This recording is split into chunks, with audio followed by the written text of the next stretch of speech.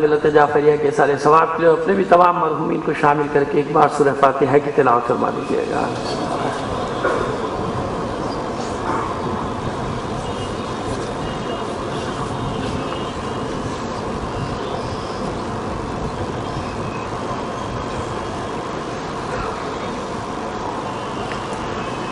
اعوذ باللہ من الشیطان الرجیم، بسم اللہ الرحمن الرحیم، الحمد للہ رب العالمین، الصلاۃ والسلام علی اشرف الانبیاء والمرسلین، سیدنا و نبینا ابی القاسم محمد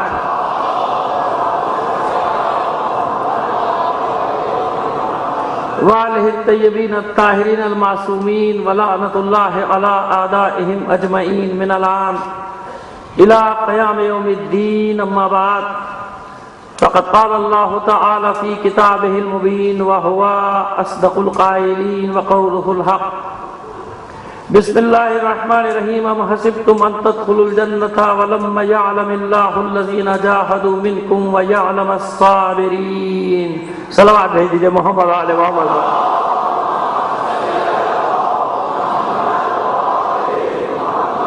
عزیزان محترم، آج جیسا کہ آپ کے علم میں ہے، باخبر ہیں آپ حضرات کہ سارے ملک میں ایک یکجہتی سی نظر آئی، اور پاکستان کا کوئی شہر ایسا نہیں تھا کہ جہاں عالمی سامراج کے خلاف آواز نہ اٹھائی گئی ہو، نیٹو فورسز کے حملے کے خلاف، بلکہ میں سمجھتا ہوں امریکی حملے کے خلاف۔ ظاہر ہے کہ نیٹو تو اس کے غلام ہے، وہ تو ان کا سلسلہ ہے، یونائٹڈ نیشن جس کو آپ اقوام متحدہ کہتے ہیں، UN، وہ بھی ان کی غلام ہے۔ یہ سارے ادارے انہیں نے اسی لیے بنائے ہوئے ہیں۔ تو پورے ملک میں ایک یکجہتی سی نظر آئی، اور ہر ایک کی ایک ہی آواز تھی، ظاہر ہے کہ اپنے وطن کے دفاع کے لیے مورل دینا، اسپرٹ دینا اپنی سیکورٹی فورسز کو۔ میں نے عرض کیا کہ اختلافات اپنی جگہ، ہم پر جو زخم لگائے جا رہے ہیں، اور آئندہ بھی ہمیں یہی امید ہے کہ جب تک ہم اس راستے پر ہیں ہمیں یہ زخم برداشت کرنے ہی پڑیں گے۔ لیکن اس سب کے باوجود ہم نے جو بات کی تھی 2-3 دن پہلے، تو کہتے ہیں نا کہ افلاک سے نالوں کا آتا ہے جواب آخر، تو ہر ایک کو یہ احساس ہوا ہے، اور اس کے سبب سے دہشت گرد ایک کارنر ہوئے ہیں۔ وہ جو پاکستان کے بھی دشمن ہیں، آپ کے بھی دشمن ہیں، میرے بھی دشمن ہیں، اور پورے یعنی ملت کے دشمن ہیں، وہ دہشت گرد کارنر ہوئے، اور وہ بالکل ایک طرف نظر آ رہے ہیں پوری دنیا پاکستان میں الگ ہٹ کے کہ فتنہ پرور یہ لوگ ہیں، دہشت گرد یہ لوگ ہیں۔ اور وقت کی ضرورت بھی یہی تھی کہ پوری قوم ایک یکجہتی کا مظاہرہ کرے، اور دہشت گردوں کو کہ جو سامراجی ایجنٹ ہیں، عالمی طاقتوں کے لیے کام کر رہے ہیں، ان کو کارنر کر دیا جائے۔ لیکن پھر وہی بات آ جاتی ہے کہ کسی بھی وقت کچھ بھی ہو سکتا ہے، کیونکہ شرارت کرنے والے تو 2-4 ہوتے ہیں نا، وہ تو شرارت کر کے گئے، بعد میں شہر میں آگ لگے یا ملک میں آگ لگے، ان کا کام پورا ہو گیا، وہ جہاں سے پیسے لیتے ہیں، تنخواہ لیتے ہیں، وہ ہوا۔ لیکن بہرحال ایک یکجہتی سی نظر آئی، اور سب نے یہ آواز اٹھائی۔ تو ہم پھر ایک بار بس مختصر 1-2 منٹ آپ کے، پھر آ جائیں گے اپنے موضوع پہ، لے رہے ہیں اس سے زیادہ نہیں، کہ ایک بار پھر بتا رہے ہیں اپنی دفاعی فورسز کو، بتا رہے ہیں کہ نظریاتی سیاسی اختلافات سب ایک جگہ، لیکن یہ اطمینان ہم تمہیں دلا رہے ہیں کہ ڈٹ جانا، اب کی شرمندہ نہ کرنا۔ یہ حکومت کو بھی پیغام ہے کہ وہ ایک بار ایسے لہجے میں بات کرتے ہیں جیسے بس اب یہ اڑ گئے سامراج کے مقابلے میں دوسرے دن ڈھیر ہو جاتے ہیں۔ دوسرے دن معلوم ہوا ریمنڈ ڈیوس صبح چلا گیا، رات صحیح نا، آپ کے سامنے ہے تجربہ کہ ہماری حکومتوں کا حال یہ ہے کہ رات تک کہہ رہے نہیں مقدمہ چلے گا، رات میں پتہ نہیں کیا ہوا، کیا خواب دیکھ لیا کہ صبح جیل میں اس کی ضمانت کرائی، اس کو چھوڑا، پیسے دیے، دلائے، چلو بھائی چھٹی جاؤ، لے گئے۔ صبح پتہ چلا جب آپ سو کے اٹھے تو وہ جا چکا تھا کہ آپ جہاز بھی نہیں روک سکیں۔ تو یہ 18 کروڑ قوم ایسی نہیں ہے، اس پہ بھروسہ کرو، یہ مجاہد ہیں، یہ غیرت مند ہیں، یہ تمہارے ساتھ شانہ بشانہ سرحدوں پہ لڑیں گے، یہ جانے دیں گے۔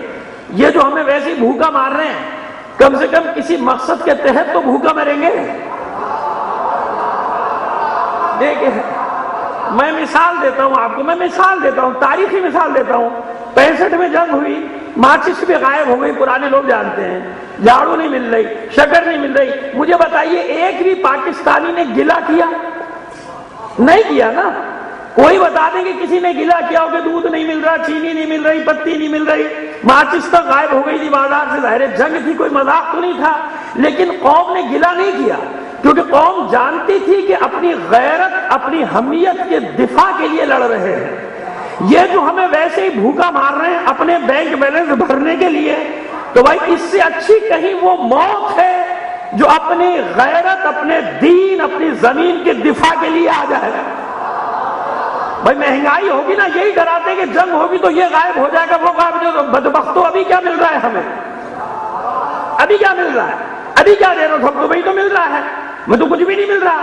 وہ تیل بھی آپ دیکھیں کیا حالت ہو گئی، تیل کی، بجلی کی، تیل کی، کوئی چیز ہو، ٹرین بھی غائب ہو گئی، غائب ہوتی جا رہی ہے، کیونکہ اس کی ٹرانسپورٹ کیسے چلے گی؟ اگر ٹرین چلے گی تو ٹرانسپورٹ اس کی بند ہو جائے گی جس کی ٹرانسپورٹ ہے، بسیں بند ہو جائیں گی، اس کے ٹرک بند ہو جائیں گے۔ تو آپ کی سمجھ میں آ رہی ہے بات؟ تو یہ ہم یقین دلانا چاہتے ہیں اپنے جو سیکیورٹی کے، جو دفاع کے ذمہ دار ہے کہ یہ قوم بھوکا مرنے کو تیار ہے، مگر کسی کاز کے لیے، کسی مقصد کے لیے۔ اگر غیرت کے لیے لڑا جائے، وطن کے لیے لڑا جائے، دین کے لیے لڑا جائے تو بھوک سب گوارا ہے، مہنگائی بھی گوارا ہے۔ لیکن یہ تو ویسے ہی ہم پر ایٹم بم مارے جا رہے ہیں، دوسرا کیا مارے گا؟ مہنگائی کے بم مارے جا رہے ہیں۔ لہٰذا یہ قوم اس معاملے میں ایک ہے کہ اپنی زمین کا دفاع کرنا ہے، پہلے بھی کیا ہے، کرنا جانتے ہیں۔ لہذا آپ کی شرمندہ نہ کرنا کہ آج کچھ بیان دو کل ڈھیر ہو جاؤ، اس سے ذلت ہوتی ہے، اس سے رسوائی ہوتی ہے۔ ڈٹ جاؤ ان کے مقابلے میں، تم اکیلے تھوڑی ہو، پوری قوم ساتھ ہے۔ اور جب بھی قومیں میدان میں نکلتی ہیں، سامراج خس و خاشاک کی طرح بہہ جاتا ہے۔ دنیا کی قوموں کی مثالیں میں کسی ملک کا نام نہیں لیتا، آپ سب کو معلوم ہے کہ جب کوئی قوم عالمی طاقتوں کے خلاف قوم کی حیثیت سے کھڑی ہوئی، دم دبا کے بھاگ گیا، وہاں سے بھاگ گیا، دھمکیوں سے کام چلا رہا ہے۔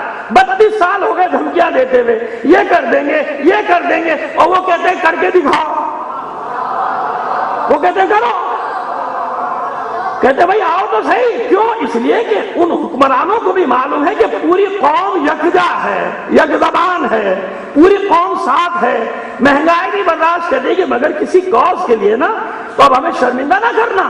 یہ قوم تمہیں یقین دلا رہی ہے کہ یہ سب تمہارے ساتھ ہیں، ایک بار ڈٹ جاؤ، سامراج کے دانت کھٹے کر دو، یہ پوری قوم تمہارا ساتھ دے گی، بے فکر رہو، سب اپنے زخم بھول جائیں گے اور تمہارے ساتھ کھڑے ہوں گے اس محاذ میں جب تم عالمی سامراج کو للکارو گے۔ للکارا ہے، ماشاءاللہ، امریکہ مردہ باد، یا ماشاءاللہ۔ دیکھیں نا، اب یہ نیچے سے آواز آئی، مجھے نعرے کی ضرورت ہی نہیں لگی کہ پڑھی کہ میں لگا تھا۔ تو یہ جذبہ خود سن لے، سارے قوم سن لے، پورا پاکستان سن رہا ہے کہ اس وقت سب کچھ بھول جاؤ۔ اس وقت سامراج کو یہ بتانا ہے کہ ہماری ملت ایک ہے، اس جذبے کی ضرورت ہے۔ اور میں تو اسی لیے پیغام حسینی عنوان قرار دیا ہے کہ آج کے دور کی سب سے بڑی ضرورت ہی یہ ہے کہ حسین کے پیغام کو عام کر دو، ہر یزیدی طاقت کا خوف دل سے نکل جائے گا، مرنا آسان ہو جائے گا۔ آسان نہیں بلکہ موت حجلہ عروسی نظر آنے لگے گا۔ یہ انشاءاللہ میں بیان کروں گا، زندگی رہی کل یا پرسوں کی مجلسوں کے جملہ میں نہیں کہوں گا، ہاں۔ لیکن چلیے اب اپنے موضوع کی طرف آتے ہیں، لیکن میرا موضوع بھی تو یہی ہے، میں کیا کروں؟ ایک بار بلند آواز سے صلوات بھیج دیجیے محمد آل محمد پر۔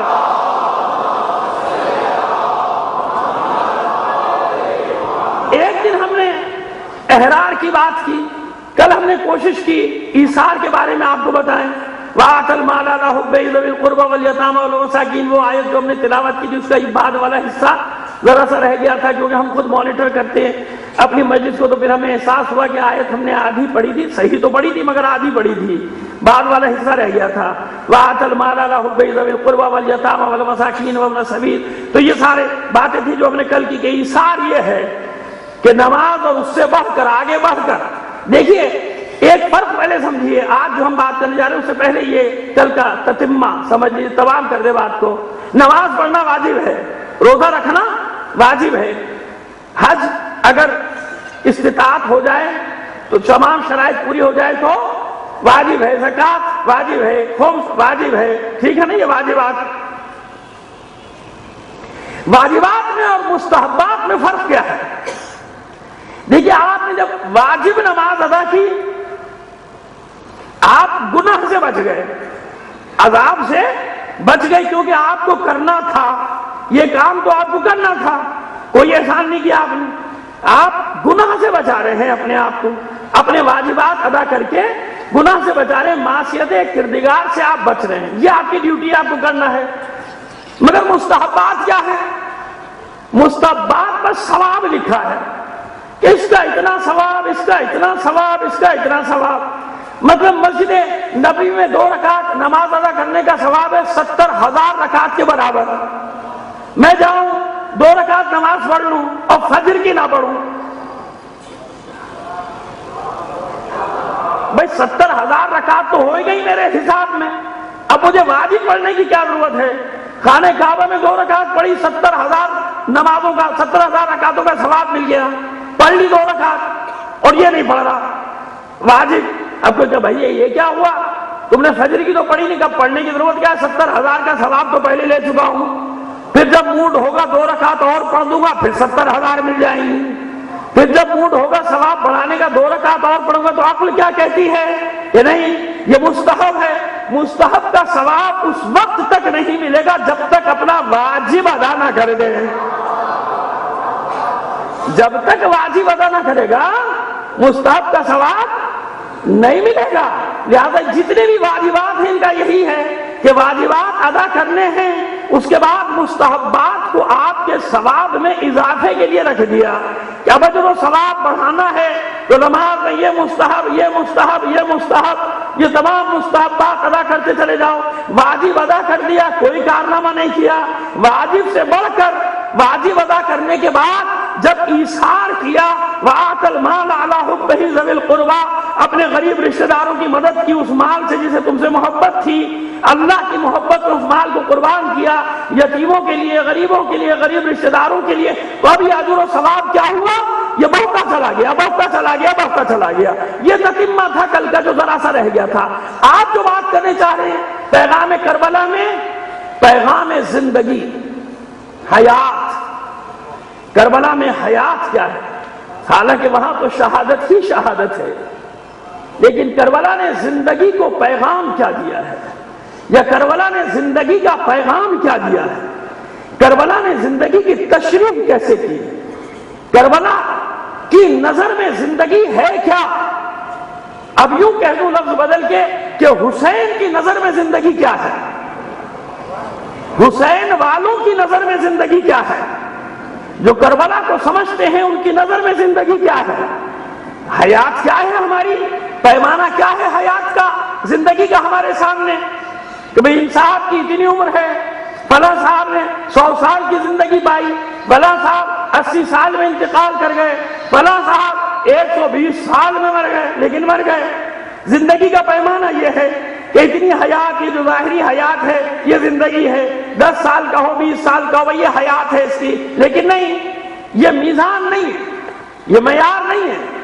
زندگی کا معیار اور میزان ہے اس کا عمل.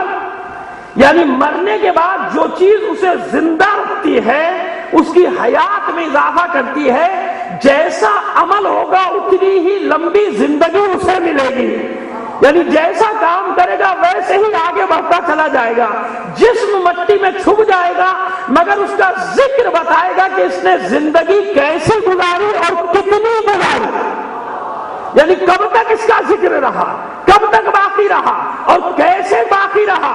اب کوئی زندہ ہے فرعون کی طرح مر نہیں گیا، کوئی زندہ ہے نمرود کی طرح، کوئی زندہ ہے شداد کی طرح مر نہیں گیا.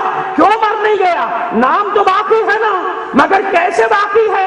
بس پتا چلا کہ اس پر پڑنے والی لعنت جتنی اس کی عمر تھی اتنی نہیں تھی. جب تک یہ کائنات کا سفر جاری ہے اتنی ہی لمبی اس پر لعنت برستی رہے گی. سمجھ میں آئی بات؟ جسم سامنے سے ہٹا ہے نا، جسم سامنے سے ہٹا ہے، عمل باقی ہے. بس یہ عمل ہے جو فیصلہ کرتا ہے کہ کس نے کیسی زندگی گزاری اور کتنی زندگی گزاری. اگر فرعون کی طرح جیا تو مرنے کے بعد اس کی لعنت وہی ختم نہیں ہو گئی، بلکہ قرآن جب تک باقی ہو. قرآن کب تک باقی؟ یہ میں اور آپ کون فیصلہ کرنے والا؟ ہی تو اللہ جانتا ہے۔ تو جب تک وہ آیات باقی تو صرف فرعون نہیں، فرعون تو اب ایک استعارہ بن گیا، فرعون تو ایک علامت بن گیا۔ قرآن نے بتا دیا جو جس زمانے میں فرعون بننے کی کوشش کرے گا، جو جس زمانے میں نمرود بننے کی کوشش کرے گا، جو جس زمانے میں یزید بننے کی کوشش کرے گا، بس یہ مت سمجھنا کہ اس کی عمر اتنی ہے۔ یزید کی ظاہری عمر کتنی؟ 35-36 سال، مگر لعنت کی عمر کتنی ہے؟ لعنت کی عمر کتنی ہے؟ تو یہ عمل فیصلہ کرتا ہے کہ کون کیسے زندہ رہا، کس نے کیسے حیات گزاری۔ عمل میزان ہے حیات کا جو کربلا دیتی ہے۔ اب آتے ہیں آگے لے کے چلتے ہیں آپ کو، ایک بلند آواز سے مل کر صلوات بھیج دیجیے محمد علیہ محمد کا۔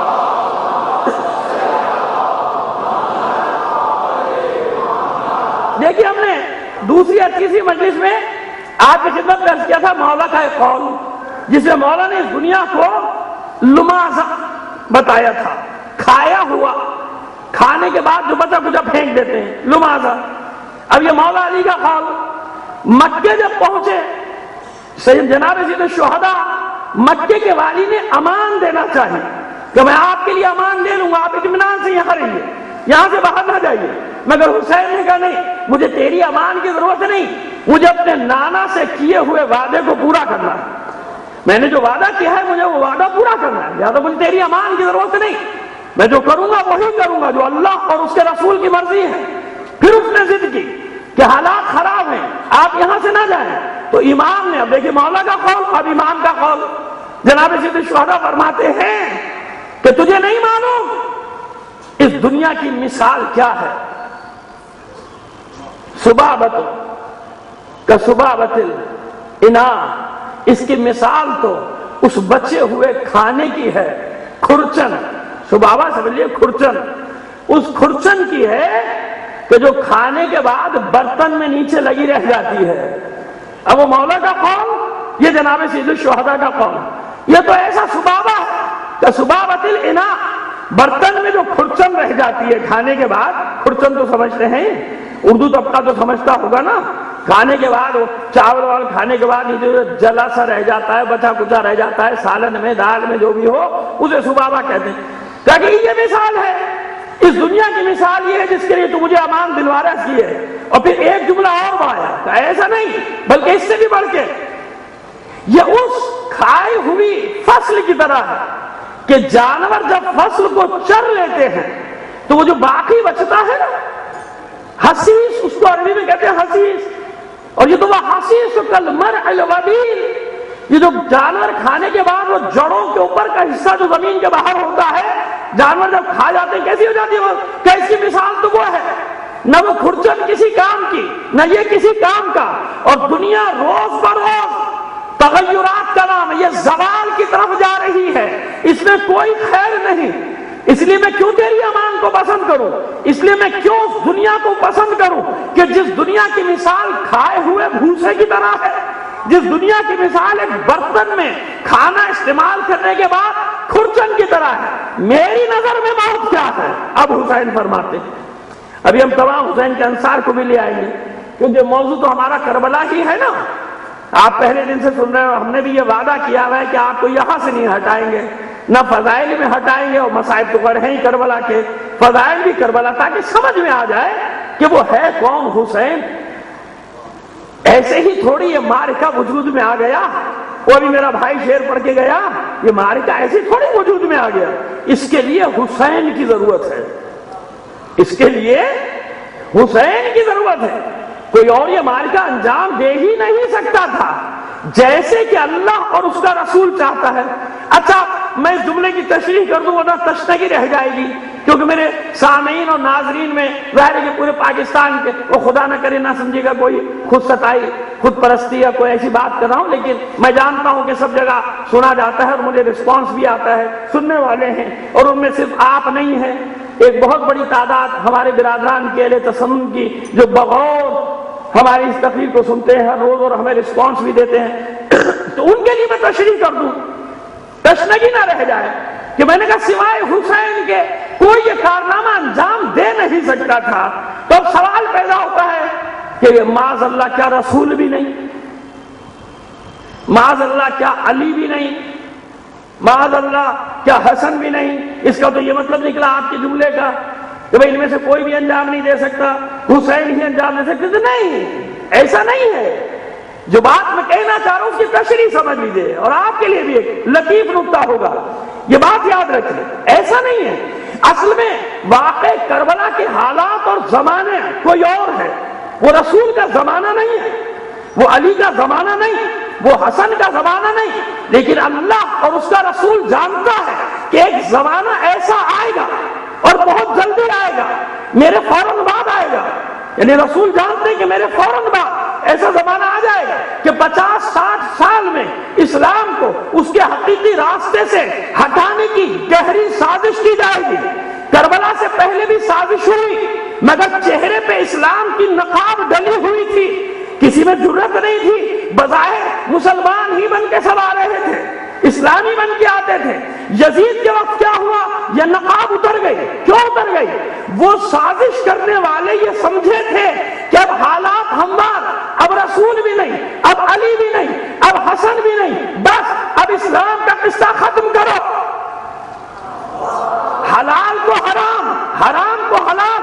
یعنی دیکھیے بات سمجھیے گا, یعنی تیاری وہاں بھی پرانی تھی.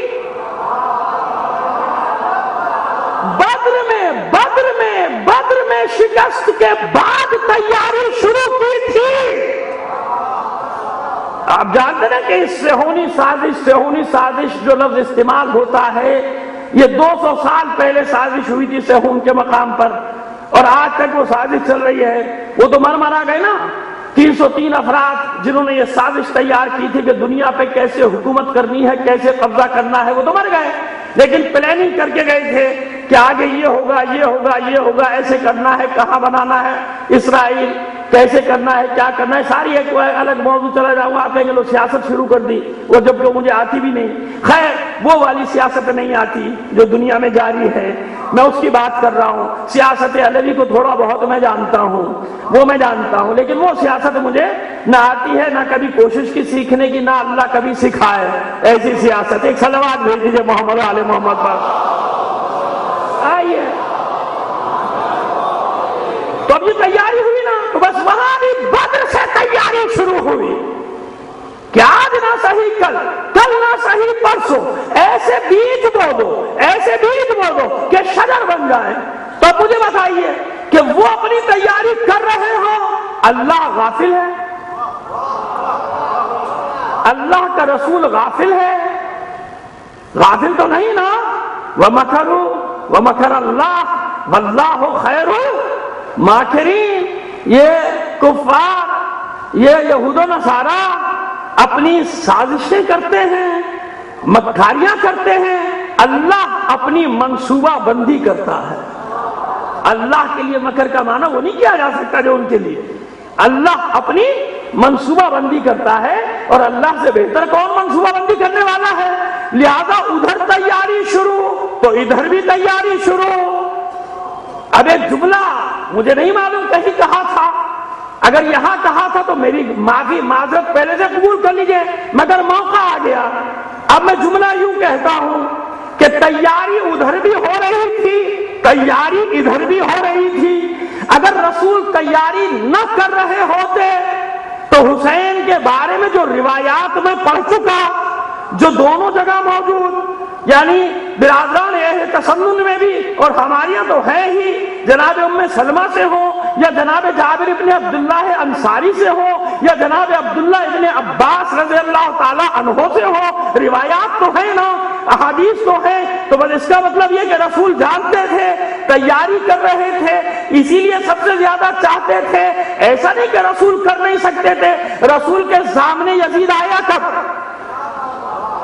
علی کے سامنے یزیدیت اس انداز میں آئی کب؟ نہیں آئی نا, تیاری ہو رہی تھی. تو حسین بھی دیکھ رہے ہیں, بچپن سے دیکھ رہے ہیں, جب آنکھ کھلی ہے جب سے دیکھ رہے ہیں کہ بدر میں بھی دشمن بچ گیا, احد میں بھی بچ گیا, خیبر میں بھی بچ گیا, گیا؟ بچ گیا نا بھائی، کفر تو باقی رہا نا، خندق میں بھی بچ گیا، فتح مکہ کے وقت بھی نقاب چہرے پہ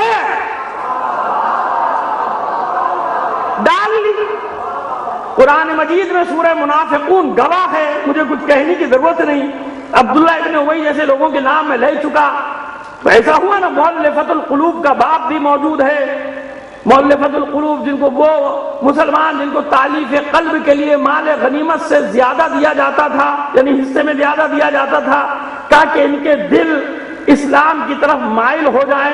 کلمہ تو پڑھ لیا ہے مگر ابھی دل میں اسلام نہیں اترا۔ قرآن بھی گواہی دیتا ہے، قالت الاعراب آمنا قل لم تؤمنوا، ان سے کہہ دیجیے کہ تم ابھی ایمان نہیں لائے، یہ کہتے کہ ہم ایمان لائے، ولکن قولوا اسلمنا، بلکہ یہ کہو کہ ابھی تو اسلام لائے ہیں، ابھی تو کلمہ پڑھا ہے۔ تو بس کلمہ پڑھ لینے میں اور ایمان کی منزل تک پہنچ جانے میں فرق ہے کہ نہیں؟ وَلَمَّا يَدْخُلِ الْإِيمَانُ فِي قُلُوبِكُمْ، ایمان تو ابھی تمہارے دلوں میں داخل ہی نہیں ہوا۔ تو یہ سارے ابواب بتا رہے ہیں، فتح مکہ میں نقاب ڈال لی، حنین میں بچ گئے، ہر جگہ بچ گئے، غدیر خم میں ایک آدمی کا انجام دیکھا، بچ گئے۔ بچے کہ نہیں بچے؟ مدائن میں بچ گئے، نہروان میں بچ گئے، اور جنگوں میں بچ گئے کہ نہیں بچ گئے؟ حسین وہ اپنا حساب کر رہے ہیں، حسین اپنا حساب کر رہے ہیں کہ وہ کیسے آئے گا۔ وہ سمجھتا ہے کہ بس اب وقت آ گیا، اب اعلان رسالت پہ توحید پہ حملہ کر دو، اور حسین بھی جانتے کہ بس اب وقت آ گیا کہ اعلان حملہ کر دو۔ تو بس ہوا کیا، وہ اپنی تیاری کرتے رہے، یزید بنایا، رسول تیاری کرتے رہے، حسین دے دیا۔ تو بس اب میں جملوں کو بدلتا ہوں کہ کبھی یہ نہ سمجھنا کہ کربلا میں یزید کے لشکر نے حسین کو گھیر لیا تھا، بیابان میں، صحرا میں، میدان میں، جنگل میں، کچھ بھی کہو، گھیر لیا مختصر سے لشکر کو اپنے زوم باطل میں۔ نہیں، یہ جو کچھ بھی ہو رہا تھا حسین کی منصوبہ بندی کے تحت ہو رہا تھا۔ حسین نے اعلان کر دیا تھا، بدر میں بچ گئے، احد میں بچ گئے، فتح مکہ کے وقت بچ گئے، نہروان میں بچ گئے۔ میں علی کا بیٹا تمہیں کربلا میں ایسا گھیروں گا، ایسا گھیروں گا کہ قیامت تک کربلا سے پیچھا چھڑانا چاہو گے، کربلا تمہارا پیچھا نہیں چھوڑے گی۔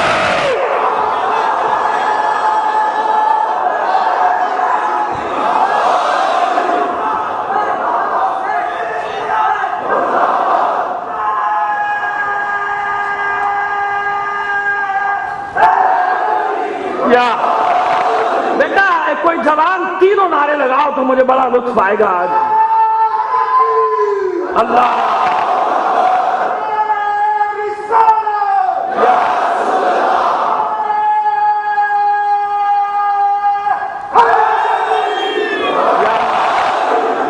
بات سمجھ میں آ گئی؟ حسین نے گھیرا ہے، اس کی کیا مجال کہ فاطمہ کے لال کو گھیر لے، اس کی کیا مجال کہ علی کے لاڈلے کو گھیر لے۔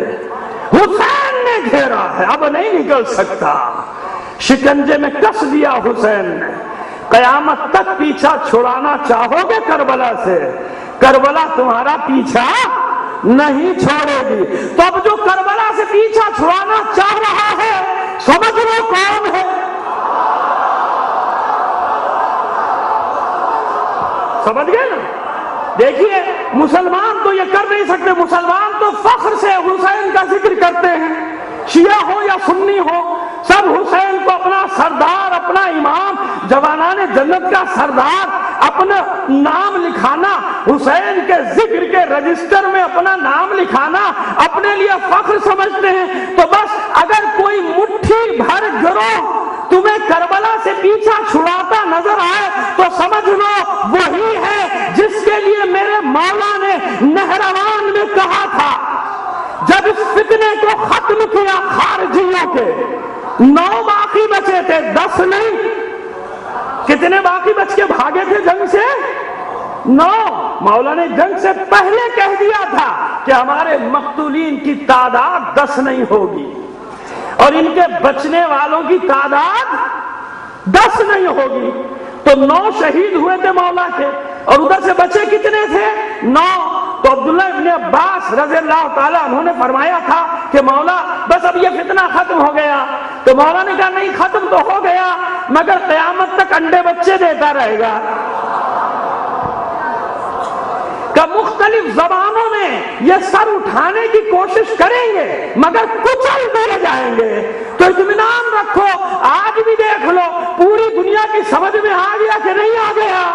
آ گیا نا کہ کون ہے خوارج، کون ہے فتنہ پرور، کون ہے فساد کو ہوا دینے والے، کون ہے اسلام کے دشمن، کون ہے اس ملک کے دشمن، کون ہے ہمارے شہروں کے دشمن، سب کے سامنے آ گیا کہ نہیں آ گیا؟ لہذا یہ کارنامہ کس کا تھا؟ حسین کا تھا. کہ حسین نہ ہو تو کچھ بھی پیچھے باقی نہیں بچتا. تو ایسا تمہیں شکنجے میں کسوں گا کہ ہر زمانے میں تمہاری پہچان بن جائے گی. جو کربلا سے پیچھا چھڑانا چاہے سمجھ لو نہروان کے بچے ہوئے کا ہے.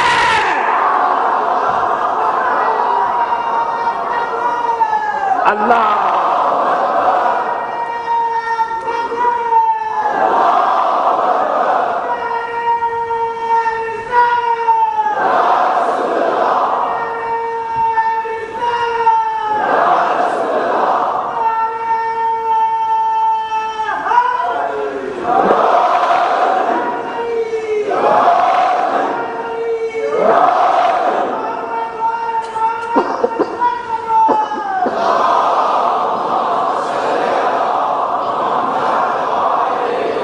اس لیے کہیں کہیں تاریخ کا یہ صفحہ پلٹتا ہوں کہ میرے سارے برادران جہاں تک میری آواز جاری ہے وہ حقائق کو سمجھ لیں، ان کے سامنے حقیقت آ جائے. تو وہی میرا مولا کہتا ہے کہ حیات ہے کیا، زندگی ہے کیا. تھوڑا تو سمجھ میں آ گیا نا آپ کی کہ زندگی کیا ہے؟ یہ زندگی ہے یہ جو حسین نے دی ہے. انی لا اری الموت الا سعادت ولا الحیات مع الظالمین برما. بے شک میں موت کو نہیں پاتا سوائے سعادت ہی سعادت کے.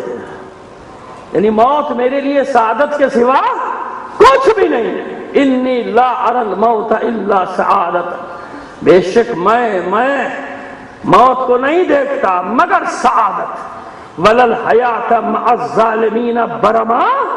اور ظالمین کے ساتھ جینا، ظالموں کے ہاتھوں میں ہاتھ دے دینا، اس طرح اپنے لیے زندگی کو پسند کرنا، اس طرح اپنے لیے حیات کو پسند کرنا، مجھ حسین کے لیے یہ ننگ و عار ہے، یہ ننگ ہے. ایسی زندگی نہیں جی سکتا میں کہ زندگی میری لمبی ہو جائے اور میں ظالموں کے سامنے تسلیم ہو جاؤں. تو اے جوانوں، اے سرحدوں کے محافظوں، حسین کے اس کلمے کو اپنی سرحدوں پہ اپنے جوانوں کو یاد کرا دو کہ زندگی وہی زندگی ہے جو عزت کے ساتھ جی، عزت کے ساتھ گزاری جائے. زندگی وہی زندگی، ظالموں کے سامنے تسلیم ہو کر ان کی طاقت سے خوفزدہ ہو کر جینا یہ ذلت ہے، یہ ننگ و عار ہے. مر جانے میں عزت ہی عزت ہے یا نہیں ہے؟ اور دنیا گواہ ہے کہ جو قومیں لڑ کے مر گئی، اور یہی قوموں کی حیات و ممات کا مسئلہ بھی یہی ہے، قوموں کی زندگی اور موت بھی یہی ہے.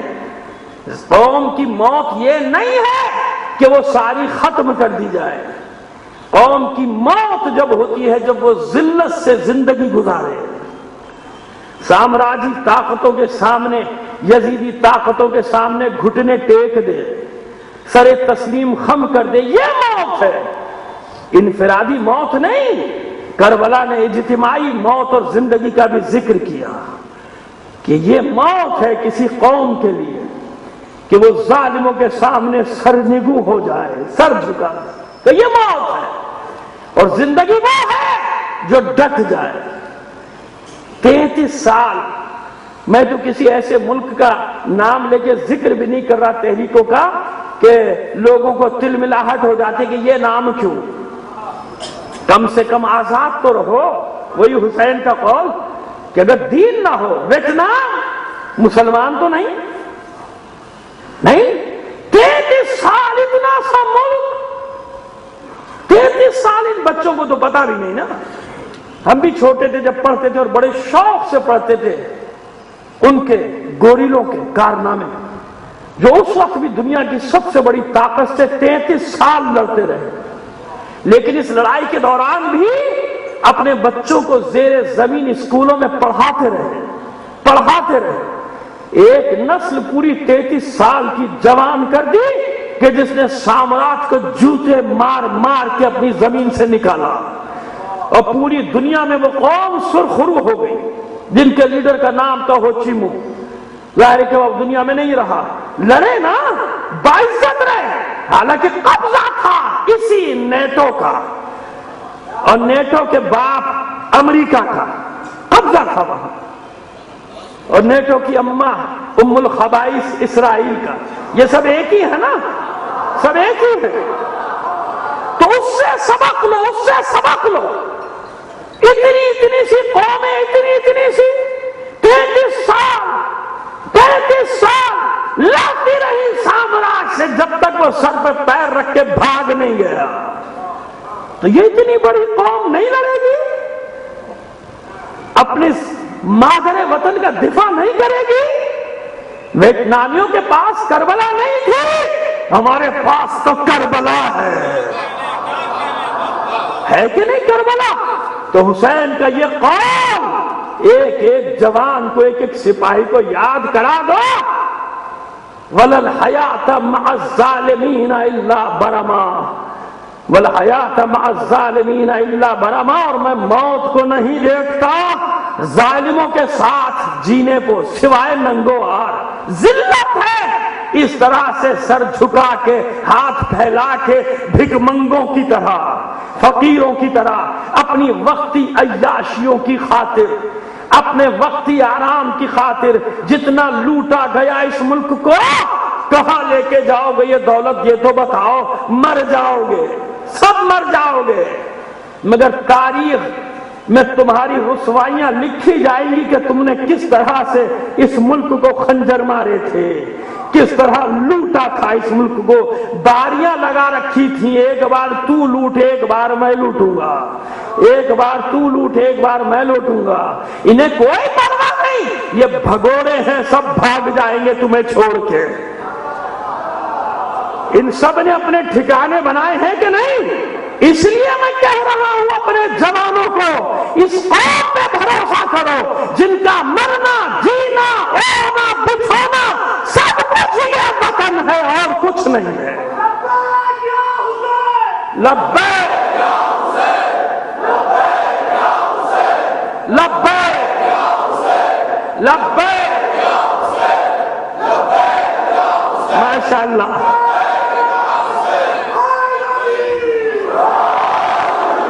پاکستان کو پیغام جا رہا ہے میرا. یہ قوم ہے قوم, انہیں سیاست دانوں اور حکمرانوں کے میزان میں مت ڈالو. لٹیروں کے ساتھ اس غیرت مند قوم کو برابر نہ سمجھو. یہ قوم لڑنا بھی جانتی ہے, بنانا جانتی ہے, تو اس کا دفاع کرنا بھی جانتی ہے. لہذا اب کی بار جھکنا مت, ڈٹ جاؤ. ہمیں رسوا مت کرنا, ہمیں ذلیل نہ کرنا. جھکتے حکمران ہیں, ذلیل پوری قوم ہو جاتی ہے, رسوا پوری قوم ہو جاتی ہے. ڈٹ جاؤ ایک بار.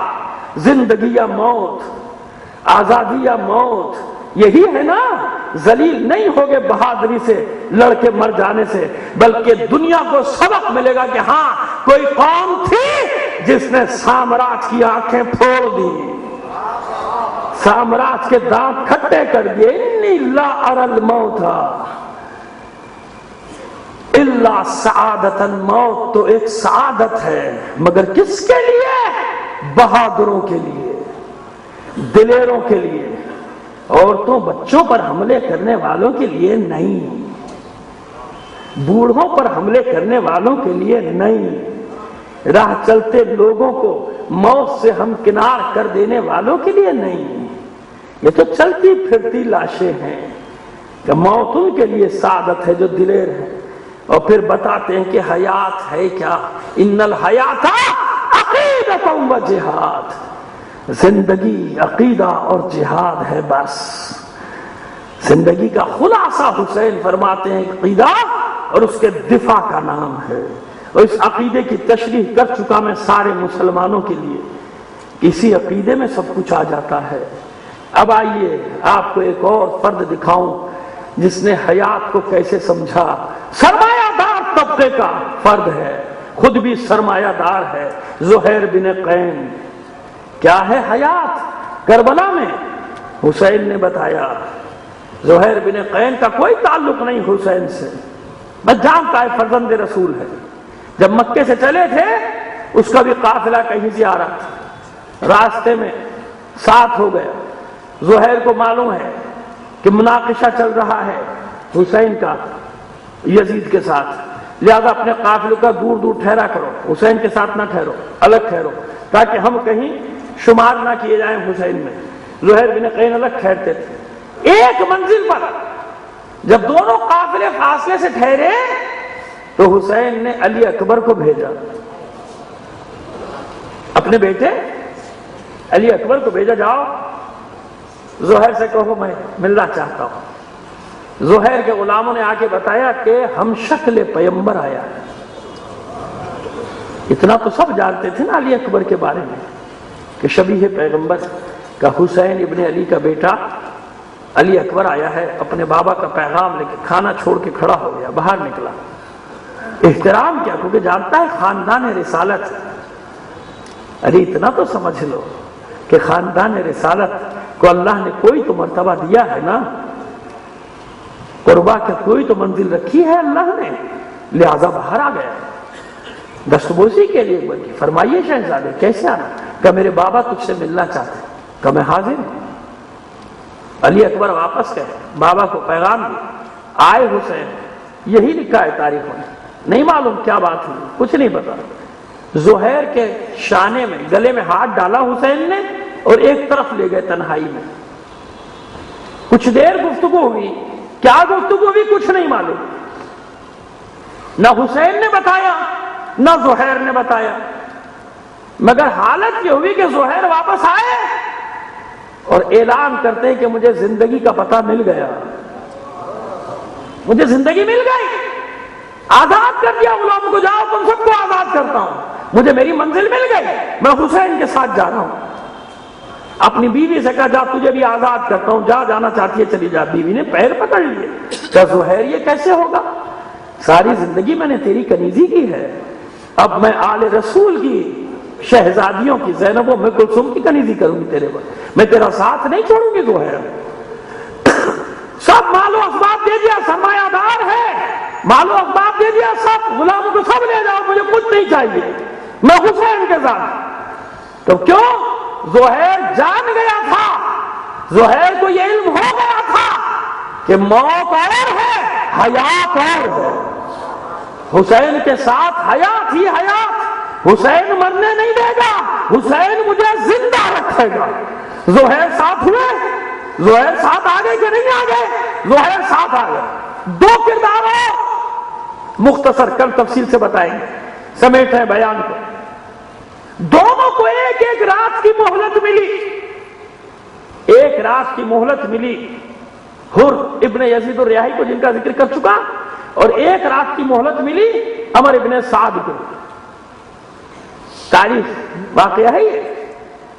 عمر ابن سعد رے کا والی بننا چاہتا تھا نا، سلطنت رے اب ایک چھوٹا سا شہر ہے، اس زمانے میں رے پورا ایک صوبہ تھا، سرسبز و شاداب، اور اس کی خواہش تھی کہ میں رے کا والی بن جاؤں، پروانہ بھی لکھ دیا گیا تھا، مگر ابن زیاد نے قید لگا دی کہ رے کی سلطنت چاہتا ہے تو کربلا میں پہلے یہ کام کرنا پڑے گا۔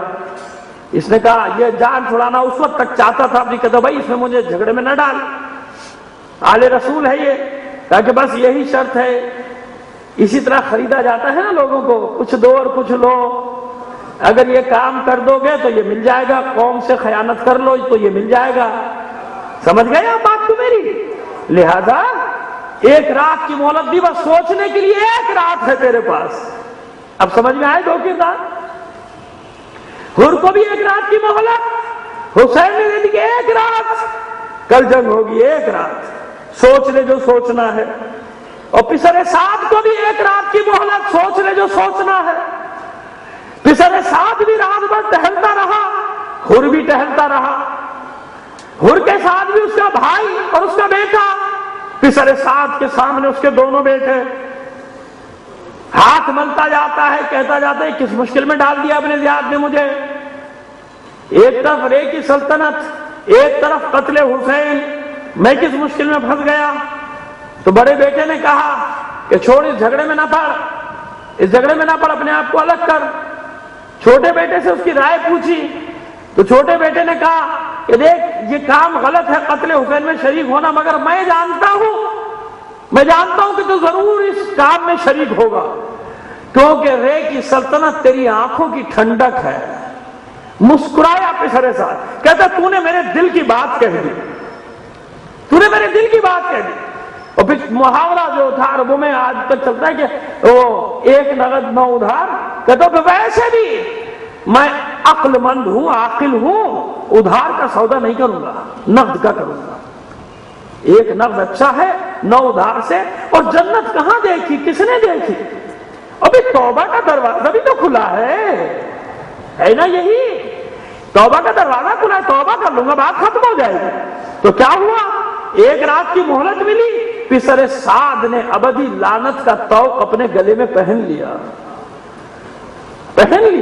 مر گیا۔ ادھر ایک رات کی مہلت ملی حر کو، تو یہ 2 کردار سامنے رکھا کیجئے، ایک پسر سعد ہے، ایک حر ہے، دونوں کو ایک ایک رات کی مہلت ملی۔ اس نے رے کی سلطنت کو ترجیح دی، اس نے حسین کے قدموں میں مر جانے پر ترجیح دی، کیونکہ جانتا تھا کہ حیات وہ نہیں ہے جو عہدے کے ساتھ ہے، جو منصب کے ساتھ ہے، حیات وہ نہیں ہے جو کرسی کے ساتھ ہے، حیات تو وہ ہے جو حسین کے قدموں میں مر جانا ہے۔ دیکھ رہے ہیں نا، یہ 72 دیکھ رہے ہیں کہ کوئی بھی تو حسین کے ساتھیوں میں ایسا نہیں ہے، حسین کے گھر والوں میں ایسا نہیں ہے، حسین کے گھر کی خواتین میں کوئی بھی تو ایسا نہیں ہے کہ جو گھبرا رہا ہو، جو پریشان ہو۔ بلکہ یہاں تو دل ملول غمزدہ وہ لوگ تھے جنہیں حسین خود اپنے حکم سے چھوڑ کر آئے، ورنہ تعداد بڑھ بھی سکتی تھی نا۔ جناب محمد حنفیہ کو چھوڑا ہے تو حکم دے کر چھوڑا ہے نا، یہاں رہو، میرے نائب بن کے رہو۔ جناب عبداللہ ابن جعفر طیار کو چھوڑا ہے تو حکم دے کر چھوڑا ہے کہ آپ مریض ہیں، نہیں جا سکتے، میرا حکم ہے یہیں رہیے، ورنہ کہ عبداللہ ابن جعفر طیار رہ جاتے؟ نہیں، حسین نہیں چاہتے۔ ایک حکمت یہ بھی ہو سکتی ہے کہ سب کردار جمع ہو گئے تو پھر یزید کا لشکر کہاں، یہ سب عباس کے دست و بازو جمع ہو گئے ایک ساتھ، پھر واقع کربلا ویسے نہیں ہو سکتا، ختم کر دیں گے لشکر اس کا۔ لہذا ایک بچی کو بھی چھوڑا دادی ام سلمہ کے پاس، فاطمہ صغرا۔ کتنی بیٹیاں ہیں حسین کی؟ فاطمہ بنت الحسین، فاطمہ کبریٰ جنہیں کہا جاتا ہے، فاطمہ صغرا جو مدینے میں، اور جناب رقیہ بنت الحسین اور سکینہ بنت الحسین۔ اس ترتیب سے چلے تو 4، اور رقیہ اور سکینہ بعض روایات میں ایک ہی بچی ہے، نام رقیہ ہے، حسین سکینہ کہتے ہیں، سکینۃ القلب یعنی میرے دل کا سکون۔ تو اس طرح 3 یا 4 کی روایت۔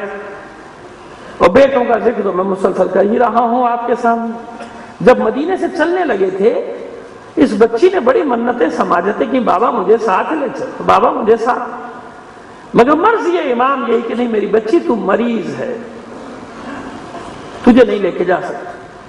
جب قافلہ تیار ہو گیا تو اس بچی نے اپنی ماں جناب ام رباب سے فرمایا کہ اے مادر گرامی، اچھا ایک آخری بات علی اصغر کو تو مجھے دے دو۔ جناب علی اصغر کا محاورے کی زبان میں 6 ماہ کہا جاتا ہے، 6 ماہ، لیکن 10-11 مہینے تک کا سن ملتا ہے کربلا میں، کیونکہ یہ جناب فاطمہ صغریٰ والی جو روایت ہے اس سے پتہ چلتا ہے کہ 3-4 مہینے کے تو رہے ہوں گے نا مدینے میں۔ بچے کو لے لیا آغوش میں فاطمہ صغریٰ نے، اور نہ جانے کیا گفتگو بہن بھائی میں ہوئی کہ اب جب ماں نے کہا کہ لاؤ واپس دو، تو بچی کہتی ہے کہ میں نہیں دوں گی اور زبردستی بھی نہیں لینے دوں گی، میرا بھائی خود آتا ہے تو لے لو۔ ماں نے آغوش پھیلائی مگر بچہ چمٹ گیا اپنی بہن کے کرتے سے۔ معصوم بچے کے ننھے ننھے ہاتھوں کی گرپ آپ نے دیکھی ہے نا کس طرح کی ہوتی ہے، چمٹ گیا اپنی بہن کے کرتے سے۔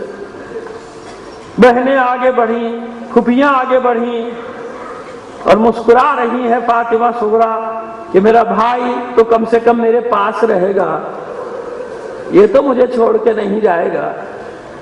حسین کے سامنے جب یہ صورت واقعہ آئی تو حسین خود آگے بڑھے، سر جھکایا، کچھ سرگوشی کی، علی اصغر کے کان میں کچھ کہا۔ اچانک علی اصغر نے بہن کا کرتا چھوڑا اور ہمت کے بابا کی گود میں آ گیا، سینے سے چمٹ گیا۔ فاطمہ صغریٰ حیران ہو گئی، بابا آپ نے کیا کہا؟ یہ مجھے نہیں معلوم، لیکن میرا دل کہتا ہے کہ حسین نے بس اتنا کہا ہوگا، اے علی اصغر اگر تو ہی نہیں چلے گا تو فاتح جنگ کربلا کون بنے گا؟ اے میرے فاتح کربلا لال، تیرے بغیر میرا لشکر مکمل نہیں ہے۔ یہ ہے وہ علی اصغر کا تھوڑا سا تعارف کہ علی اصغر ہے کیا۔ یوں سمجھ لیجئے کہ کربلا کا ننھا سا حیدر ہے، اس نے بھی کربلا کے خیبر کو فتح کیا ہے، یہ حیدر ہے کربلا کا۔ حسین نے اپنے سب بیٹوں کے نام علی پہ رکھے نا، علی زین العابدین، علی اکبر، علی اصغر، یہ نام ہے، سب کے نام علی ہیں۔ پہنچے کربلا میں، ساتھ سے پانی بند ہوا، بھئی کتنی دیر چلے گا وہ پانی صحرا میں، اور یہ گرمی کا زمانہ کتنے پہر چلے گا، لیکن بالآخر ختم ہو گیا پانی۔ تو پیاس کا سلسلہ شروع اور اپنے بچوں کو، شیر خواروں کو دودھ پلانے والی مائیں، ان کا شیر خشک ہو گیا۔ تو بتائیے کہ شیر خواروں کی پیاس کا کیا عالم ہوگا۔ شب عاشور عرض کیا تھا میں نے، آج کیونکہ جناب علی اصغر ہی کا پڑھنا ہے تو ذرا سے ایک جملے کی تکرار کر رہا ہوں کہ ایک ماں ایسی بھی ہے جو خیمے میں رو رہی ہے، سب اپنے بچوں کو تیار کر رہی ہے، ماں رو رہی ہے، جھولے کو پین دیتی جاتی ہے، روتی جاتی ہے۔ کیوں رو رہی؟ اس لیے کہ اس مشکل میں گرفتار ہو گئی ہے اس لیے رو رہی؟ نہیں، اس لیے نہیں رو رہی، اس لیے رو رہی ہے کہ کاش علی اصغر تو اتنا بڑا ہوتا کہ تلوار اٹھا لے، ہماری جانیں قربان کربلا کی ان ماؤں پر۔ کاش علی اصغر تو اتنا بڑا ہوتا کہ تلوار اٹھا لیتا، کل جب سب اپنی اپنی قربانیاں پیش کریں گے تو یہ کنیز بھی تجھے قربانی کے لیے پیش کر دیتے، لیکن میں کیا کروں، میرے پاس ایک تو ہے چند مہینے کا علی اصغر اور ایک 4 سال کی بچی سکینہ ہے۔ میرا دل کہتا ہے کہ علی اصغر ہمک کے اپنی ماں کو سمجھانے کی کوشش کرتے ہوں گے کہ اماں پریشان نہ ہو، گریہ نہ کرو، ذرا عصر عاشور تو آنے دو، پھر دیکھنا تمہارا علی اصغر کیا کرتا ہے۔ اگر فاتح فرات میرا چچا عباس ہوگا تو تمہارا لال علی اصغر فاتح جنگ کربلا بن جائے گا۔ رات گزر گئی، صبح عاشورہ نمودار ہوئی، ایک ایک کا لاشا اٹھا کر لا رہے ہیں حسین، پورا لشکر ختم ہو گیا، علی اکبر کو بھی گنج شہیدہ میں لٹا دیا۔ اب اس کے بعد تنہا حسین استغاثہ بلند کرتا ہے، حل من ناصر ینصرنا، هل من مغیث یغیثنا، ہے کوئی جو ہماری مدد کرے، ہے کوئی جو ہمارے استغاثے کو پہنچے، کوئی ہے جو آل رسول کا دفاع کرے، حرم رسول خدا کا دفاع کرے۔ حسین کی آواز خالی نہیں گئی۔ سید سجاد ہوش میں آئے مرض سے، پاس پڑا ہوا نیزہ اٹھایا، دوڑے خیمے سے باہر کی طرف۔ پھوپھیاں مائیں بہنیں آگے بڑھ کر چمٹ گئی کہ سید سجاد کیا ارادہ ہے؟ چلا کر کہتے ہیں زین العابدین پھوپھی اماں سنا نہیں میرا بابا مدد کے لیے پکار رہا ہے۔ ارے کیا کوئی بھی نہیں بچا؟ میرا چچا عباس کہاں ہے؟ میرا بھائی علی اکبر کہاں ہے؟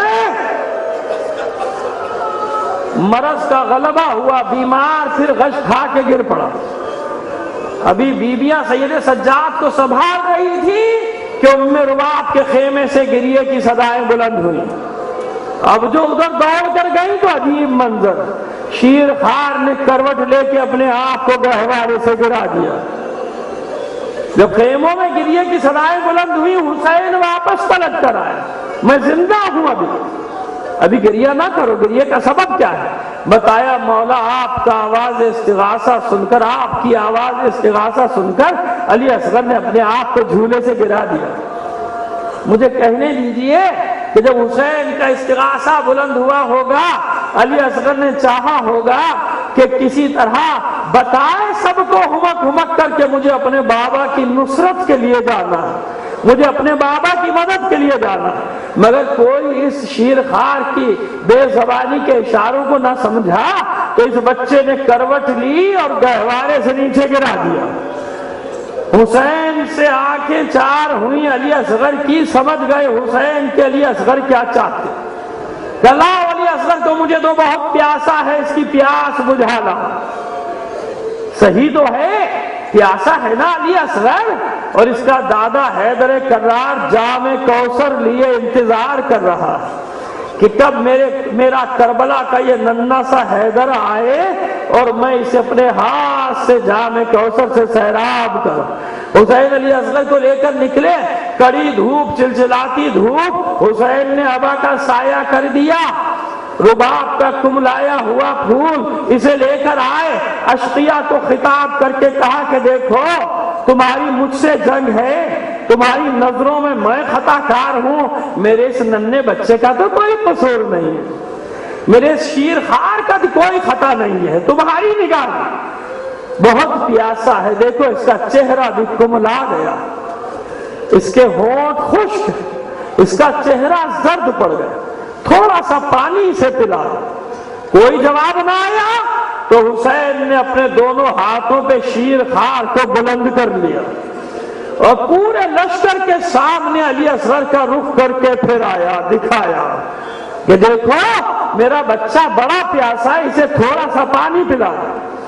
پھر بھی کوئی اثر نہیں ہوا، حسین نے جلتی ریت پر اپنے شیر خار کو رکھ دیا۔ اگر تم سمجھتے ہو اس کے بہانے سے میں پی لوں گا، لو میں پیچھے ہٹ جاتا ہوں، میرا بچہ جلتی ریت پر لیتا ہے، آؤ اسے پانی پلا دو۔ عزادارو یہ اتنا آسان منظر نہیں ہے، وہ اشعار جو حسین سے منسوب ہیں اس میں ایک شعر میں یہی منظر بیان کیا گیا ہے، لیتکم فی یوم عاشوراء جمیعا تنظرونی، کاش میرے چاہنے والوں تم اس روز کربلا میں ہوتے اور اپنی آنکھوں سے دیکھتے۔ لیتکم فی یوم عاشوراء جمیعا تنظرونی کیف استسقی لطفلی فابوا ان یرحمونی، ارے میں کس طرح اپنے شیر خار کے لیے پانی مانگ رہا تھا مگر ظالموں نے رحم نہ کھایا۔ اس لیے میں نے کہا اتنا آسان منظر نہیں ہے، کتنا سخت ہے حسین کے لیے اس وقت علی اصغر کے لیے پانی طلب کرنا۔ پھر بھی کوئی جواب نہ آیا۔ حسین نے اصغر کو گود میں اٹھا لیا، چہرے کی طرف حسرت بری نگاہوں سے دیکھ کر کہا میرے لال تو بھی تو حجت خدا کا بیٹا ہے، حجت تمام کر دے۔ بس کیا کیا علی اصغر نے؟ بس اتنا ہی تو کیا کہ خشک ہونٹوں کی زبان پر خشک ہونٹوں پر سوکھی زبان کا تیر رکھ کے چلایا. ارے کیسا بھاری تھا یہ تیر, کیسا حملہ تھا. ادھر بچے نے اپنی سوکھی زبان ہونٹوں پر پھیری, ادھر وہ اشقیاء کا لشکر, وہ درندوں کا لشکر بھی منہ پھیر پھیر کر رونے لگا. کتنے ہی شمشیریں لے کے پسر سعد کے سر پہ پہنچ گئے. ہم سے نہیں دیکھا جاتا, اس معصوم بچے کو پانی پلانے کا حکم دے ورنہ ابھی آپس میں تلوار چلے گی. گھبرا گیا پسر سعد, آواز دی حرملہ جلدی آ. ارے کس مجاہد کو لے کر آ گیا حسین؟ ایسا حملہ تو عباس نے بھی نہیں کیا, ایسا حملہ تو علی اکبر نے بھی نہیں کیا کہ میری فوج میں بغاوت پھیلے جا رہی ہے. اقطع کلام الحسین, ایسا کام کر حسین کے کلام کو قطع کر دے. زہر میں بجھا ہوا صوفان, تیرے سے شعبہ, تین منہ کا آہنی تیر کہاں, اور ننھے سا گلا کہاں, ننھے سے علی اصغر کی گردن کہاں, تیرے سے شعبہ کہاں, ادھر تیر کمان میں جڑا. ارے یہی تو کہا تھا کہ حسین کے کلام کو قطع کر دے, یہ تو نہیں کہا تھا کہ علی اصغر کی گردن پہ تیر لگا دے. تو میں اپنے اجداد کے یہی جملے پڑھتا ہوں کہ حرملہ نے نشانہ لیا تھا حسین کی گردن کا, مگر ابھی آخری سپاہی باقی ہے حسین کا, علی اصغر باقی ہے. جانتا ہے خیمے کی اوٹ سے میری ماں میری جنگ دیکھ رہی ہوگی, میری ماں مجھے دیکھ رہی ہوگی. علی اصغر تیار ہوئے, نگاہیں تیر پر جما دی, تیر چلا, قریب آیا, بچے نے ہمک کے اپنی گردن سامنے کر دی. پہلے تیر نے علی اصغر کی گردن کو چھیدا, بعد میں حسین کے بازو میں لگا. اسی لیے تو مسکرایا تھا علی اصغر, ابدی مسکراہٹ, ابدی تبسم. اے میری ماں, اب تو راضی ہو گئی, دیکھ میں نے اپنے بابا کا کیسے دفاع کیا ہے. پہلے تیر مجھے لگا ہے, بعد میں بابا کے بازو میں لگا. مجھے بتاؤ اتنے سے بچہ, اتنا سا بچہ, اور وہ بھی کتنے پہروں کا پیاسا, ارے کتنا خون نکلا ہوگا. ایک چلو سے زیادہ تو نہیں, مگر اس خون کی طاقت جانتے ہو کیا ہے؟ اسی زمین کربلا میں کچھ دیر پہلے اکبر کا خون بہا, عباس کا خون بہا, قاسم و محمد کا خون بہا, ابھی کچھ دیر بعد حسین کا خون بھی بہے گا. مگر علی اصغر کے خون کی طاقت یہ ہے کہ نہ زمین کو جانے کی ہمت نہیں ہوتی, زبان پہ کلمات جاری ہیں, انا للہ و انا الیہ راجعون, رضا بقضائہ وتسلیما لامرہ. 7 بار گئے, 7 بار واپس آئے, ختم کیا میں نے, ماں سے بھی رخصت کرا دیا, بہنوں سے بھی رخصت کرا دیا. حسین کو یہ ڈر ہے میرے باپ جب سب کے سر قلم کیے جائیں گے, کہیں میرے معصوم بچے کا سر قلم نہ کر دیا جائے. خیموں کے پیچھے آئے, اپنی تلوار سے ننھی سی قبر بنائی, علی اصغر کو چھپا دیا, نشان مٹا دیا.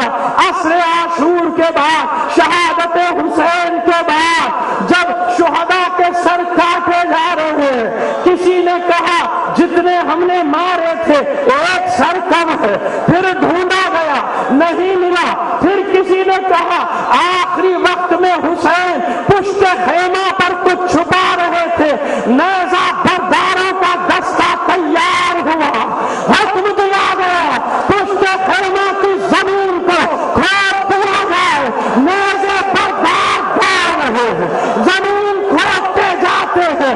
ام رباب کا کلیجہ حلق میں آ گیا, معبود میرے اصغر کی خیر ہو, مگر علی اصغر کی تمنا کچھ اور ہے.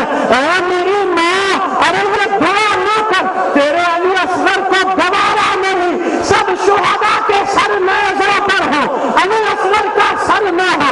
علی اصغر کی تمنا پوری ہو گئی, ایک ظالم کا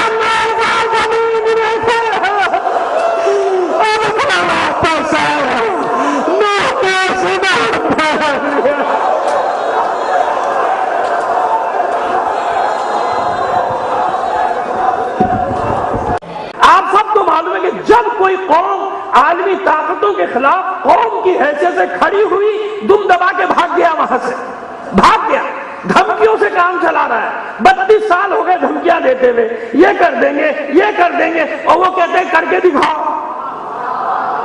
وہ کہتے ہیں کرو، کہتے بھائی آؤ تو صحیح۔ کیوں؟ اس لیے کہ ان حکمرانوں کو بھی معلوم ہے کہ پوری قوم یکجا ہے، یک زبان ہے، پوری قوم ساتھ ہے، مہنگائی بھی برداشت کرے گی، مگر کسی کاز کے لیے نا، تو اب ہمیں شرمندہ نہ کرنا۔ یہ قوم تمہیں یقین دلا رہی ہے کہ یہ سب تمہارے ساتھ ہیں، ایک بار ڈٹ جاؤ، سامراج کے دانت کھٹے کر دو، یہ پوری قوم تمہارا ساتھ دے گی، بے فکر رہو، سب اپنے زخم بھول جائیں گے اور تمہارے ساتھ کھڑے ہوں گے اس محاذ میں جب تم عالمی سامراج کو للکارو گے۔ للکارا ہے، ماشاءاللہ، امریکہ مردہ باد، یا ماشاءاللہ۔ دیکھیں نا، اب یہ نیچے سے آواز آئی، مجھے نعرے کی ضرورت ہی نہیں لگی کہ پڑھی کہ میں لگا تھا، تو یہ جذبہ خود سن لے، سارے قوم سن لے، پورا پاکستان سن رہا ہے کہ اس وقت سب کچھ بھول جاؤ، اس وقت سامراج کو یہ بتانا ہے کہ ہماری ملت ایک ہے، اس جذبے کی ضرورت ہے۔ اور میں تو اسی لیے پیغام حسینی عنوان قرار دیا ہے کہ آج کے دور کی سب سے بڑی ضرورت ہی یہ ہے کہ حسین کے پیغام کو عام کر دو، ہر یزیدی طاقت کا خوف دل سے نکل جائے گا، مرنا آسان ہو جائے گا، آسان نہیں۔ ملت جعفریہ کے سارے ثواب کے لیے اپنے بھی تمام مرحومین کو شامل کر کے ایک بار سورہ فاتحہ کی تلاوت فرما دیجیے گا۔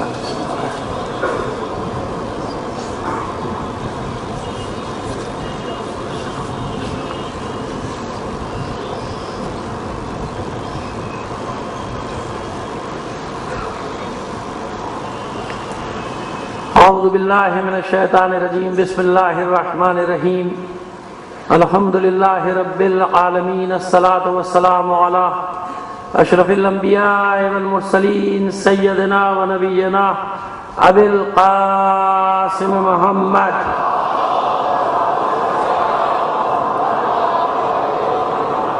وآلہ الطیبین الطاہرین المعصومین، ولعنۃ اللہ علی اعدائہم اجمعین من الآن الى قیام یوم الدین، اما بعد، فقد قال اللہ تعالی فی کتابہ المبین وہو اصدق القائلین وقولہ الحق۔ بسم اللہ الرحمن الرحیم، ام حسبتم ان تدخلوا الجنة ولما یعلم اللہ الذین جاہدوا منکم ویعلم الصابرین۔ صلوات بھیج دیجئے محمد علیہ محمد۔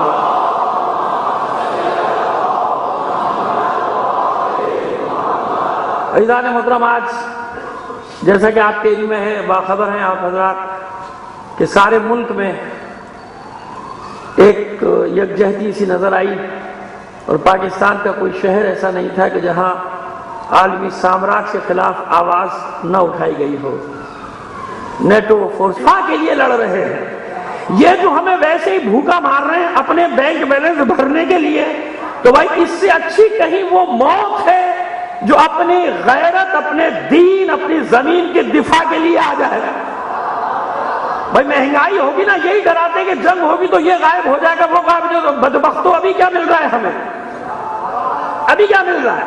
ابھی کیا دے رہے ہو؟ سب کو وہی تو مل رہا ہے، میں تو کچھ بھی نہیں مل رہا۔ وہ تیل بھی آپ دیکھیں کیا حالت ہو گئی، تیل کی، بجلی کی، تیل کی، کوئی چیز ہو، ٹرین بھی غائب ہو گئی، غائب ہوتی جا رہی ہے، کیونکہ اس کی ٹرانسپورٹ کیسے چلے گی؟ اگر ٹرین چلے گی تو ٹرانسپورٹ اس کی بند ہو جائے گی جس کی ٹرانسپورٹ ہے، بسیں بند ہو جائیں گی، اس کے ٹرک بند ہو جائیں گے۔ تو آپ کی سمجھ میں آ رہی ہے بات؟ تو یہ ہم یقین دلانا چاہتے ہیں اپنے جو سیکیورٹی کے، جو دفاع کے ذمہ دار ہے کہ یہ قوم بھوکا مرنے کو تیار ہے، مگر کسی کاز کے لیے، کسی مقصد کے لیے۔ اگر غیرت کے لیے لڑا جائے، وطن کے لیے لڑا جائے، دین کے لیے لڑا جائے تو بھوک سب گوارا ہے، مہنگائی بھی گوارا ہے۔ لیکن یہ تو ویسے ہی ہم پر ایٹم بم مارے جا رہے ہیں، دوسرا کیا مارے گا؟ مہنگائی کے بم مارے جا رہے ہیں۔ لہٰذا یہ قوم اس معاملے میں ایک ہے کہ اپنی زمین کا دفاع کرنا ہے، پہلے بھی کیا ہے، کرنا جانتے ہیں۔ لہذا آپ کی شرمندہ نہ کرنا کہ آج کچھ بیان دو کل ڈھیر ہو جاؤ، اس سے ذلت ہوتی ہے، اس سے رسوائی ہوتی ہے۔ ڈٹ جاؤ ان کے مقابلے میں، تم اکیلے تھوڑی ہو، پوری قوم ساتھ ہے۔ اور جب بھی قومیں میدان میں نکلتی ہیں، سامراج خس و خاشاک کی طرح بہہ جاتا ہے، دنیا کی قوموں کی مثالیں میں کسی ملک کا نام نہیں لیتا اس کے حملے کے خلاف، بلکہ میں سوچتا ہوں امریکی حملے کے خلاف ہے کہ نیٹو تو اس کے غلام ہے، وہ تو ان کا سلسلہ ہے، یونائٹڈ نیشن جس کو آپ اقوام متحدہ کہتے ہیں UN، وہ بھی ان کی غلام ہے، یہ سارے ادارے انہوں نے اسی لیے بنائے ہوئے ہیں۔ تو پورے ملک میں ایک یکجہتی سی نظر آئی اور ہر ایک کی ایک ہی آواز تھی، ظاہر ہے کہ اپنے وطن کے دفاع کے لیے مورل دینا، اسپرٹ دینا اپنی سیکورٹی فورسز کو۔ میں نے عرض کیا کہ اختلافات اپنی جگہ، ہم پر جو زخم لگائے جا رہے ہیں اور آئندہ بھی ہمیں یہی امید ہے کہ جب تک ہم اس راستے پر ہیں ہمیں یہ زخم برداشت کرنے ہی پڑیں گے، لیکن اس سب کے باوجود ہم نے جو بات کی تھی 2-3 دن پہلے، تو کہتے ہیں نا کہ افلاک سے نالوں کا آتا ہے جواب آخر، تو ہر ایک کو یہ احساس ہوا ہے اور اس کے سبب سے دہشت گرد ایک کارنر ہوئے ہیں۔ وہ جو پاکستان کے بھی دشمن ہیں، آپ کے بھی دشمن ہیں، میرے بھی دشمن ہیں اور پورے یعنی ملت کے دشمن ہیں، وہ دہشت گرد کارنر ہوئے اور وہ بالکل ایک طرف نظر آ رہے ہیں پوری دنیا پاکستان میں الگ ہٹ کے کہ فتنہ پرور یہ لوگ ہیں، دہشت گرد یہ لوگ ہیں۔ اور وقت کی ضرورت بھی یہی تھی کہ پوری قوم ایک یکجہتی کا مظاہرہ کرے اور دہشت گردوں کو کہ جو سامراجی ایجنٹ ہیں، عالمی طاقتوں کے لیے کام کر رہے ہیں، ان کو کارنر کر دیا جائے۔ لیکن پھر وہی بات آ جاتی ہے کہ کسی بھی وقت کچھ بھی ہو سکتا ہے، کیونکہ شرارت کرنے والے تو 2-4 ہوتے ہیں نا، وہ تو شرارت کر کے گئے، بعد میں شہر میں آگ لگے یا ملک میں آگ لگے، ان کا کام پورا ہو گیا، وہ جہاں سے پیسے لیتے ہیں تنخواہ لیتے ہیں وہ ہوا۔ لیکن بہرحال ایک یکجہتی سی نظر آئی اور سب نے یہ آواز اٹھائی۔ تو ہم پھر ایک بار بس مختصر 1-2 منٹ آپ کے پھر آ جائیں گے، اپنے موضوع پہ لے رہے ہیں، اس سے زیادہ نہیں، کہ ایک بار پھر بتا رہے ہیں اپنی دفاعی فورسز کو بتا رہے ہیں کہ نظریاتی سیاسی اختلافات سب ایک جگہ، لیکن یہ اطمینان ہم تمہیں دلا رہے ہیں کہ ڈٹ جانا، اب کی شرمندہ نہ کرنا۔ یہ حکومت کو بھی پیغام ہے کہ وہ ایک بار ایسے لہجے میں بات کرتے ہیں جیسے بس اب یہ اڑ گئے سامراج کے مقابلے میں دوسرے دن ڈھیر ہو جاتے ہیں۔ دوسرے دن معلوم ہوا ریمنڈ ڈیوس صبح چلا گیا، رات صحیح نا آپ کے سامنے ہے تجربہ کہ ہماری حکومتوں کا حال یہ ہے کہ رات تک کہہ رہے نہیں مقدمہ چلے گا، رات میں پتہ نہیں کیا ہوا، کیا خواب دیکھ لیا کہ صبح جیل میں اس کی ضمانت کرائی، اس کو چھوڑا، پیسے دیے، دلائے، چلو بھائی چھٹی جاؤ، لے گئے۔ صبح پتہ چلا جب آپ سو کے اٹھے تو وہ جا چکا تھا کہ آپ جہاز بھی نہیں روک سکیں۔ تو یہ 18 کروڑ قوم ایسی نہیں ہے، اس پہ بھروسہ کرو، یہ مجاہد ہیں، یہ غیرت مند ہیں، یہ تمہارے ساتھ شانہ بشانہ سرحدوں پہ لڑیں گے، یہ جانے دیں گے۔ یہ جو ہمیں ویسے ہی بھوکا مار رہے ہیں، کم سے کم کسی مقصد کے تحت تو بھوکا مریں گے۔ دیکھیں میں مثال دیتا ہوں آپ کو، تاریخی مثال دیتا ہوں۔ 65 میں جنگ ہوئی، ماچس بھی غائب ہو گئی، پرانے لوگ جانتے ہیں، جھاڑو نہیں مل رہی، شکر نہیں مل رہی۔ مجھے بتائیے ایک بھی پاکستانی نے گلہ کیا؟ نہیں کیا نا۔ کوئی بتا دیں کہ کسی نے گلہ کیا ہو کہ دودھ نہیں مل رہا، چینی نہیں مل رہی، پتی نہیں مل رہی، ماچس تک غائب ہو گئی تھی بازار سے۔ ظاہر جنگ تھی، کوئی مذاق تو نہیں تھا، لیکن قوم نے گلہ نہیں کیا، کیونکہ قوم جانتی تھی کہ اپنی غیرت، اپنی حمیت کے